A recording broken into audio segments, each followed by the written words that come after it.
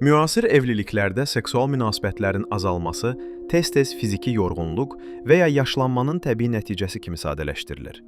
Lakin elmi baxış bucağından yanaşdıqda görürük ki, bu sadəcə fiziki bir çatışmazlıq deyil, strateji bir emosional böhran və identiklik böhranıdır. Statistik məlumatlar kifayət qədər sərtdir. 2000-ci illərin əvvəllərindən bəri partnyorlar arasındakı cinsi yaxınlıq hər 10 ildə 15%-dən 28%-ə qədər nisbətində azalmaqdadır. Bu fenomen artıq qlobal bir seksual daxili epidemiya səviyyəsinə çatmışdı. Seksual problemlər əslində müstəqil bir patologiya deyil, münasibətin emosional sütunlarında yaranan dərin çatların bir simptomudur. Esther Perel'in qeyd etdiyi kimi, yaxınlığın kəsilməsi sadəcə yataq otağı ilə bağlı deyil, bu fərdin özünü necə hiss etməsi və münasibətdəki mənni itirməsi ilə bağlı bir böhrandır. Seksual münasibətin kəsilməsi fərdlərin psixoloji rifahına, stressə, davamlılığına və immun sisteminə birbaşa zərbə vurur. Çünki sağlam cinsi həyat orqanizmin bioloji bərpası və emosional boşalması üçün ən fundamental mexanizmlərdən biridir.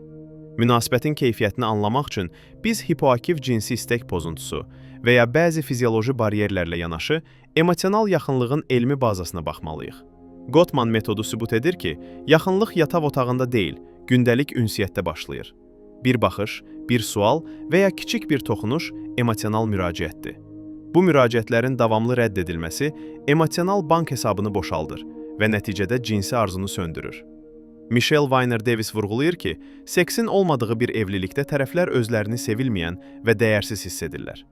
Bu sadəcə fiziki bir əskiklik deyil, tərəfdaşın bütün varlığının rədd edilməsi kimi qəbul olunur.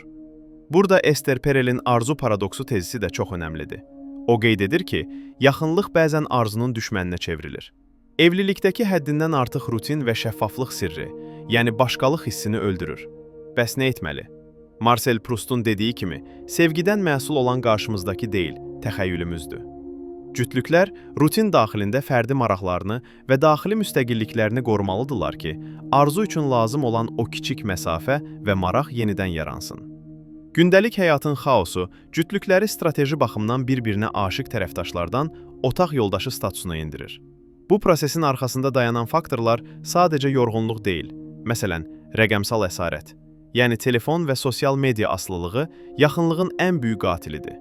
Araşdırmalar göstərir ki, qəfəsdəki heyvanlar təbii stimulyasiyadan məhrum edildikdə, cütləşməyi dayandırdıqları kimi, rəqəmsal qəfəsdə olan insanlar da eyni effekti yaşayırlar.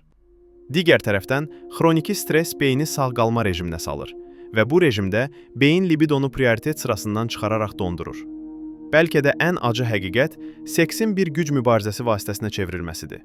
Bəzən tərəf, xüsusilə qadınlar, seksi şüurlu və qəsdən dayandıraraq qarşı tərəfi kişilik duyğusundan məhrum etmək, onu cəzalandırmaq və ya öz qurban hekayəsini qorumaq üçün istifadə edir.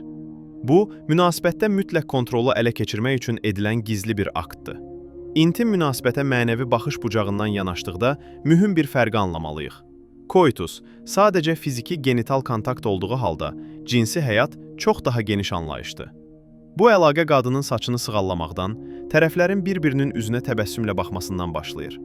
Seksual yaxınlığın mənəvi bağlılıq olmadan icra edilməsi ağır bir mənəvi yük yaradır. Ruhsal bağlılıq seksin bir vəzifə deyil, bir-birinə verilən mənəvi bir hədiyyə olmasıdır. Mərhəmət və şəfqət zəminində qurulan ünsiyyət bağlanma hormonunu artırır və bu bağlılıq cütlükləri çətin dövrlərdə qoruyan bir qalxan rolunu oynayır.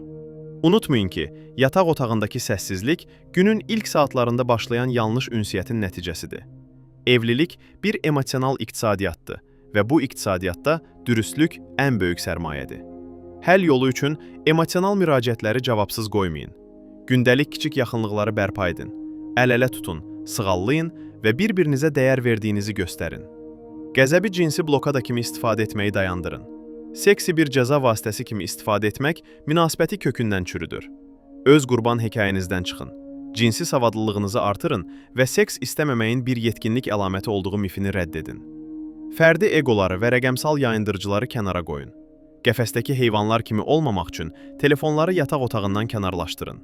Evlilik, iki ruhun bir-birinə "səni görürəm və sənə ehtiyacım var" demə sənətidir.